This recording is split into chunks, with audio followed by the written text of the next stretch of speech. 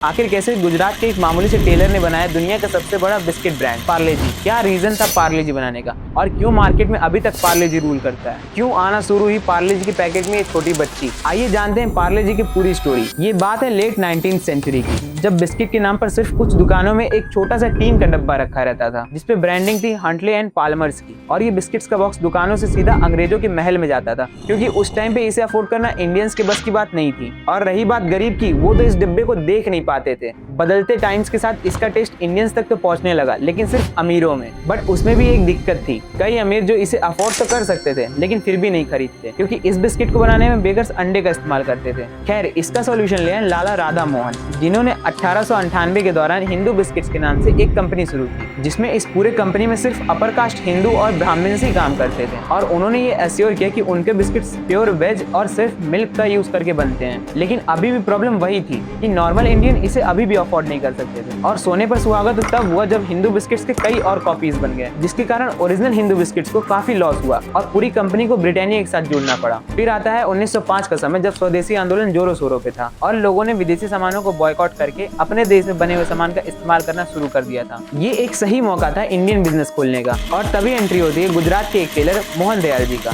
जिन्होंने इस मौके का सही इस्तेमाल करने का सोचा और प्लान किया अपना इंडियन टॉफी चॉकलेट बनाने का, जिससे अब टॉफी का टेस्ट उन गरीब बच्चों तक भी जाएगा जिन्होंने कभी इसे देखा तक नहीं था। लेकिन इसमें सबसे बड़ा प्रॉब्लम था कि टॉफी बनेगी कैसे, क्योंकि उस टाइम पर कोई ऐसा रिसोर्सेज नहीं था जिससे टॉफी को बनाना सीखा जा सके। लेकिन मोहनलाल ने हार ना मानते हुए एक बड़ा कदम उठाया और 1929 में जर्मनी चले गए। वहाँ कुछ समय टॉफी बनाना सीखने के बाद मोहनलाल वापस इंडिया आए, लेकिन अकेले नहीं, वो अपने साथ जर्मनी से एक टॉफी बनाने वाली मशीन भी ले आए थे। मोहनलाल इंडिया वापस आने के बाद मुंबई के एक विले पार्ले इलाके में एक बंद पड़े फैक्ट्री को खरीद के वहीं अपना सारा मशीन सेट किया। शुरुआत में इस कंपनी में सिर्फ 12 लोग ही काम करते थे, जो कि मोहनलाल के फैमिली मेंबर्स ही थे, जिसमें सब लोगों ने अपने अपने काम को बांट लिया।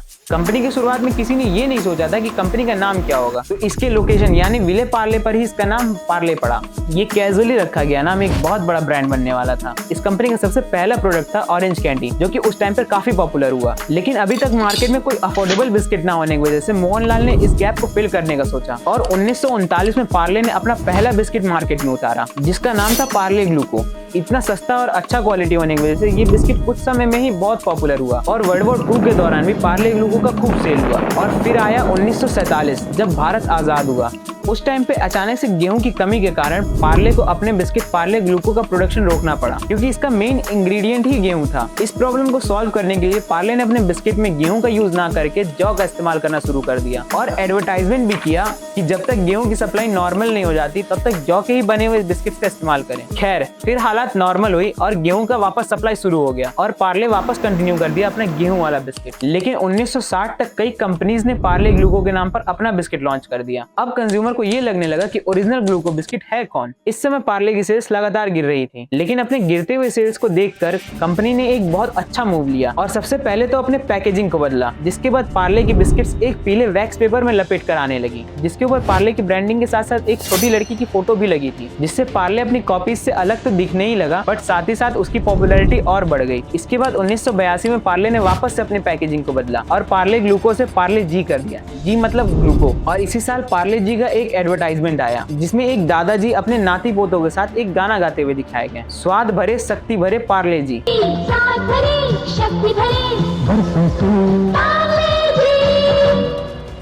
फिर 1998 में पार्ले जी को शक्तिमान के रूप में ब्रांड एंडोर्सन मिला, और हम सबको तो पता ही है कि 90s के किड्स में शक्तिमान का कितना क्रेज था।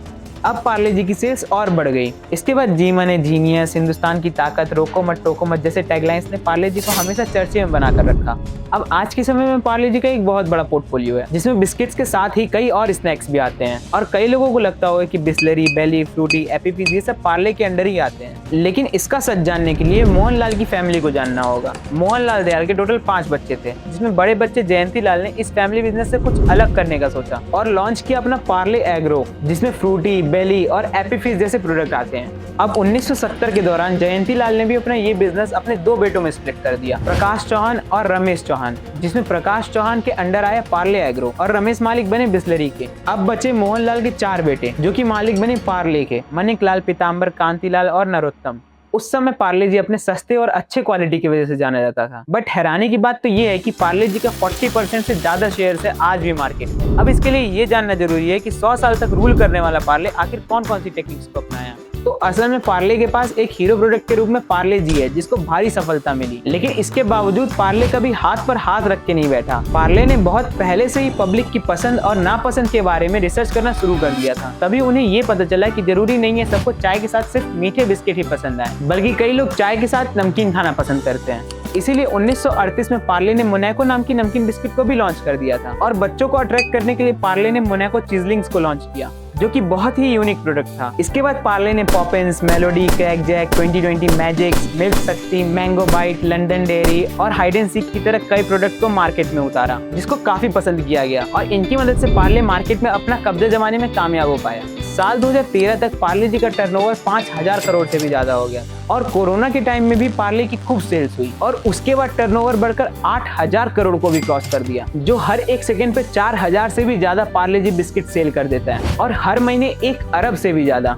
अब इतनी बड़ी सक्सेस को देखकर कोई और ब्रांड होता तो सबसे पहले प्रोडक्ट का प्राइस बढ़ाता, लेकिन यहाँ पर भी पार्ले जी ने एक टेक्निक का इस्तेमाल किया और प्राइस न बढ़ाकर अपनी पैकेजिंग क्वांटिटी को कम करते गया, जिससे उनका प्रॉफिट भी निकलता था और कंज्यूमर को एहसास भी नहीं होता। अब सवाल ये आता है कि क्या इंडिया में ही सिर्फ पार्ले जी रूल करता है? तो इसका सीधा जवाब है नहीं, बल्कि यूएस, यूके, कनाडा, ऑस्ट्रेलिया जैसे कई सारे कंट्रीज में भी पार्ले जी बिस्किट बहुत फेमस है। और ये थी पूरी कहानी पार्ले जी की। अगर आपको अच्छी लगी तो सब्सक्राइब जरूर कर दीजिएगा।